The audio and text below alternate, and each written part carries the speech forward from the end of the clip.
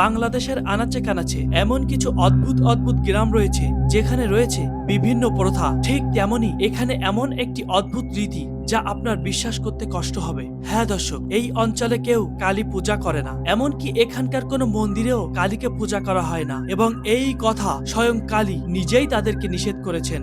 এ মন্দিরে হচ্ছে পূর্বপুরুষের আমলের তো কোনো ঠাকুর নেই। সেই বট গাছের ডাল, তারপরে হচ্ছে আপনার ওই পাতা লাতা কেউ পুরোয় না। এখানে হিন্দু মুসলমান কেউ পুরোয় না, নিষেধ আছে আর কি। এখানকার পাতা ওরা একজন নিয়ে গেছিল, নিজেই তার পুরানোর পরে আবার মুখ দিয়ে রক্ত ওঠে আর কি।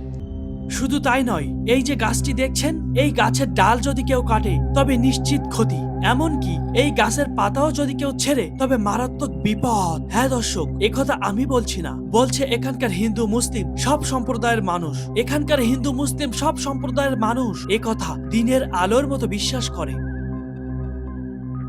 সত্যি কি এসব ঘটনা এখানে ঘটেছিল নাকি মিথ? কেন যুগের পর যুগ তারা এই প্রথা মেনে আসছেন? এসব প্রশ্নের উত্তর জানতে আমরা বেরিয়েছি বাংলাদেশের সাতক্ষীরা জেলার এমন একটি অজপাড়া গাঁও গ্রামে, যেখানে আজ থেকে 200 বছরের অধিক সময় ধরে কালীকে পূজা করা হয় না।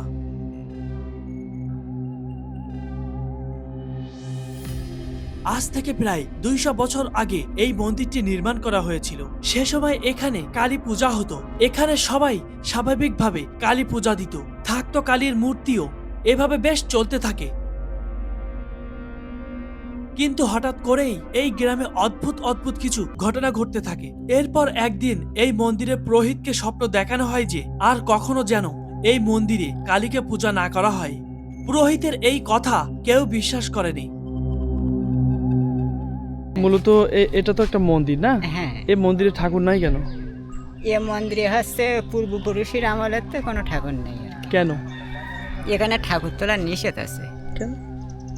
নিষেধ, এখন আমরা এখানে মানে যতদিন এসেছি আর কি ততদিনই শুনি যে এখানে ঠাকুর তোলার নিষেধ আর কি।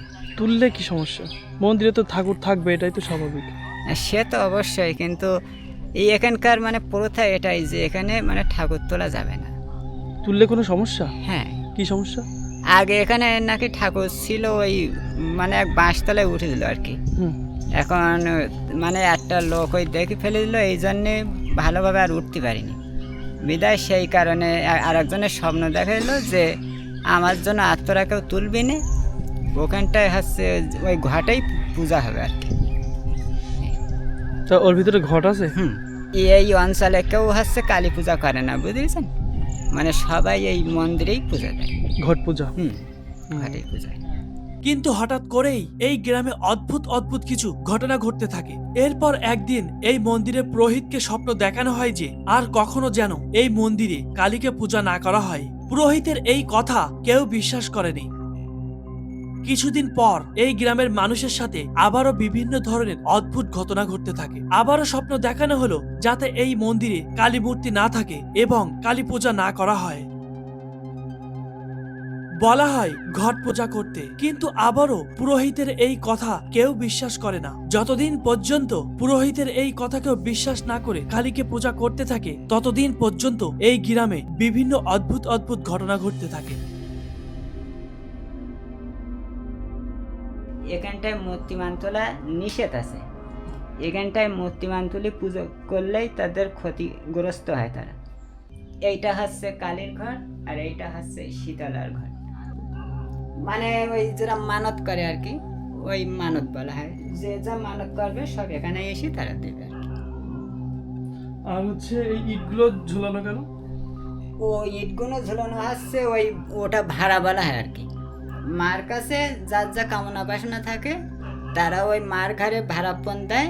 এবার যখন মানে তা সে ওই এতে মানে রক্ষা পায় আর কি, তখন ওই ভাড়া খুলে দিয়ে তারা এখানে পূজা দিয়ে যায়। বট গাছের ডাল, তারপরে হচ্ছে আপনার ওই পাতা লাতা কেউ পুরোয় না। এখানে হিন্দু মুসলমান কেউ পুরোয় না, নিষেধ আছে আর কি। এমনকি আমাদের বাড়ির পাশে ওই যাক ঘর আছে মুসলিম, তারাও হচ্ছে পুরায় না। মানে এখানকার লোকজনই লোকজন কেন? মানে আমি যদি পুরাই আমার পাতা লাতা, তাহলে কি সমস্যা? মানে এই অনেক দিনের এই জায়গায় এই গাছটা মানে হয়ে আছে, তো এই জন্য আর কেউ পুরায়। পুরালে কি কোনো ক্ষতি হয় বা এমন কিছু? হ্যাঁ, এরকম শোনাও গেছে। কি? এই যে পাশের বাড়ি এক ঘর আছে মুসলিম বললাম, ও লোকেরা একটা ডাল হচ্ছে কেটেছিল আর কি। কাটার পরে তাদের ওই যেদিন কেটেছে সেই দিন ওই লোকেরা হাত ভেঙে যায় আর কি। এইরকম আবার শুনেছি শোনা কথা এগুলো যে এখানকার পাতা ওরা একজন নিয়ে গেছিল, নিজেই তার পুরানোর পরে আবার মুখ দিয়ে রক্ত ওঠে আর কি। তার আবার সেই পাতা এখানে থুয়েও গেছে, এরমও শোনা গেছে আর কি। এই যে বৃক্ষটি দেখছেন এটি প্রায় 200 বছরের অধিক পুরনো। একবার এক মুসলিম নারী এই গাছের পাতা কুড়িয়ে নিয়ে যায় রান্না করার জন্য। এই গাছের পাতা বাড়িতে নিয়ে যাওয়ার পর তিনি অসুস্থ হয়ে পড়েন এবং নাক মুখ দিয়ে রক্ত উঠতে থাকে। যখন তারা বুঝতে পারে এই গাছের পাতার ফলে তাদের এই ক্ষতিটা হচ্ছে, তখনই তারা সেই গাছের পাতা ফেরত দিয়ে যায়। পরবর্তীতে নাকি তিনি আবার সুস্থ হয়ে যায়। এমনকি শোনা যায় এই অঞ্চলের একজন লোক এই গাছের ডাল কেটেছিলেন, তার হাত ভেঙে যায়। এরপর এই গ্রামের বেশ কয়েকজন মানুষকে স্বপ্ন দেখানো হয় যে এই মন্দিরে যেন কখনো আর কালী পূজা না করা হয়। এরপর গ্রামের ব্যক্তিরা সিদ্ধান্ত নিলেন আর এই মন্দিরে কালী পূজা করবেন না এবং এই মন্দিরে কালীকে রাখা হবে না। স্বপ্নে আরো দেখান যে কালীর বদলে এখানে ঘট পূজা করতে। যখন থেকে কালী পূজা বন্ধ হয় এবং কালী মূর্তি তোলা বন্ধ হয়, তখন থেকে এই গ্রামে আর কখনো কোনো প্রকার সমস্যার সৃষ্টি হয়নি।